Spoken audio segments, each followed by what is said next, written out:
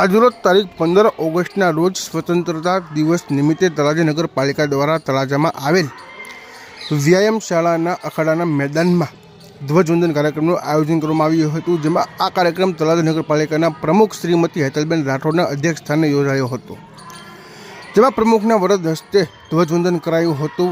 આ કાર્યક્રમમાં તળાજા શહેર ભાજપ પાર્ટીના હોદ્દેદારો અને કાર્યકરો તેમજ તળાજા નગરપાલિકાના ભાજપ કોંગ્રેસના નગરસેવકો તેમજ તળાજા શહેરના નગરજનો અને તળાજાની શાળાના વિદ્યાર્થીઓ અને તળાજા હોમગાર્ડ યુનિટના જવાનો હાજર રહ્યા હતા।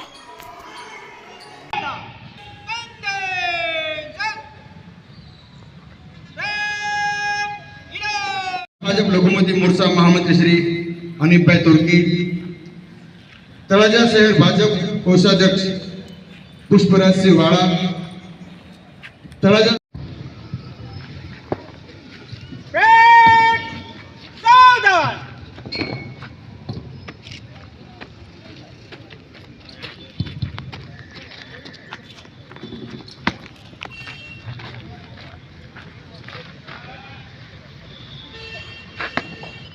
સમય મર્યાદામાં સમાધાન કરવા બંધાયેલી છે।